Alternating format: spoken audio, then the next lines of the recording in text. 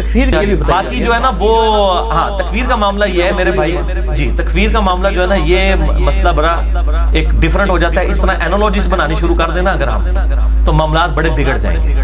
مثال کے طور پر صحیح مسلم میں حدیث ہے علی سے صرف محبت رکھے گا مومن، علی سے بغض رکھے گا صرف منافق. اب اس حدیث کے تحت جن جن لوگوں نے حضرت علی کو تکلیفیں دی ہیں ان کے اوپر ہم منافقت کا فتویٰ کیا لگانا شروع کر دیں گے؟ ان کو تعویل کی غلطی لگی. اس طریقے سے آج اگر کسی تک کوئی دین ایسا ٹیمپرڈ فارم میں پہنچا ہے، آپ بجائے ان کے اوپر کفر کا فتویٰ لگانے کے ان کی اصلاح کرنے کی کوشش کریں کہ بھائی یہ جن لوگوں کے اوپر آپ کفر کے فتوے لگا رہے ہیں ان کی شان میں نہج البلاغہ میں خطبے ہیں، اور معاویہ بھی جو ہے اس کو بھی کافر حضرت علی نے کبھی نہیں کہا، اس کو منافق نہ کہیں. آپ ان کی اصلاح کرنے کی کوشش کریں. ان تک بات یہی پہنچی ہوئی ہے. صحابہ کی تکفیر تو چھوٹا مسئلہ ہے، اس سے بڑا مسئلہ تو توحید کا ہے، وہ اس کے اندر مبتلا ہے. صحابہ کی تکفیر چھوٹا مسئلہ ہے، توحید کا مسئلہ بڑا ہے. قرآن نے تو کہیں نہیں کہا کہ صحابہ کی تکفیر معاف نہیں ہوگی. پکڑ بھی سکتا ہے اللہ تعالیٰ. صحیح مسلم میں حدیث ہے جس نے کسی کو کافر کہا دونوں میں سے کافر ہو گیا، لیکن یہ اس صورت میں ہے کہ جب کوئی شخص اس کو مسلمان سمجھتے ہوئے کافر. حضرت عمر نے نہیں تھا کہہ دیا ابن ابی بلتا کو، جس نے حضور کی مخبری کر دی تھی، صحیح بخاری میں آتا ہے حضرت علی کو نبی صلی اللہ علیہ وسلم نے بھیجا، وہ جوڑے میں سے خط نکال کے لایا وہ عورت والا.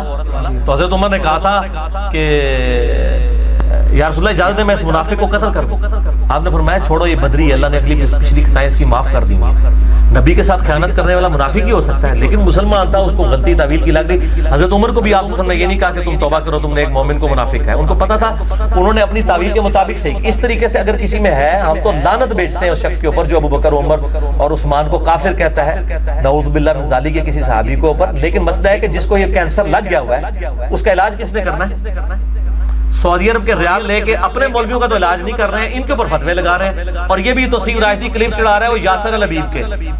یاسر الحبیب وہ رافضی ہے جس کو ایران والے کافر کہتے ہیں، پاکستان کے شیعہ کافر کہتے ہیں. رافضی وہ تو امام خمینی کو کافر کہتا ہے یاسر الحبیب، اور اس کے کلپ عربی والے چڑھا چڑھا کے جواب دے رہا ہے سنی امام دیکھو شیعہ کیا کر رہے ہیں. اور شیعہ تو اس کو خود خبیث کہتے ہیں. یہ تو اسی طریقے سے ہے کہ میں قادیانیوں کے کلپ چڑھاؤں اور میں کہوں کہ جی دیکھو سنی شیعہ عوام یہ قادیانی کیا کر رہے ہیں، یہ تم اہل سنت میں سے ہی نکلے ہوئے. قادیانی کس میں سے نکلے ہیں؟ غلام قادیانی کون تھا؟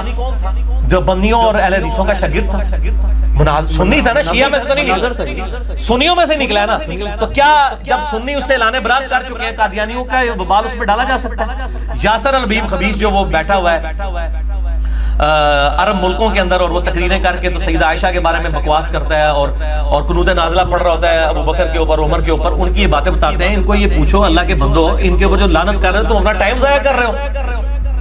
تو یہ بھی ساتھ میں بتاؤ منافق نہ، میں نے پوری بات بتائی ہے. میں کہتا ہوں اس پہ بھی لعنت ہے، اور اس کے خلاف لیکچر چڑھانے والے جو ہیں وہ خود لعنت کے مستحق ہو رہے ہیں. حق چھپا کے آدھی بات کر رہے ہیں کہ اس کو تو شیعہ جو ہے خود رافضی کہتے ہیں. سعودی عرب میں اپنا ایران میں پابندی ہے اس شخص کی، ایران سے اس کو ملک سے نکالا گیا اسی خبیثت کی خباثت. اور خامنائی صاحب نے فتویٰ دیا ہے باقاعدہ اس کے خلاف کہ یہ خبیث کا ہم سے کوئی تعلق نہیں ہے. ٹھیک ہے نا جی. تو جس چیز کو وہ آن ہی نہیں کر رہے آپ ان کے حوالے کمزور پیش کر کر کے تو وہ مطلب ان کو چڑھائی کرنے کی کوشش کر رہے ہیں. بالکل بے ایمانی کر رہے ہیں. یہ بھائی ریال آپ نے حلال کرنے خدا کے لیے سچی بات کرو، ان لوگوں کا رد کرو جن کا رد بنتا ہے. ٹھیک ہے نا جی. یہ کس کو اور پھر آپ نے جواب دینا ہے، وہ عربی میں کلپ ہے نا تو عربی میں جواب دو، آگے عربی میں جواب دینا، پتہ لگے. اردو میں کلپ دکھا دکھا کے وہ جواب دے رہا ہے. ٹھیک ہے نا جی. تو اس طریقے سے یہ معاملات کر رہے ہیں تو ان کو شرم و حیا کرنی چاہیے. تو اس طریقے سے نہیں ہوتی.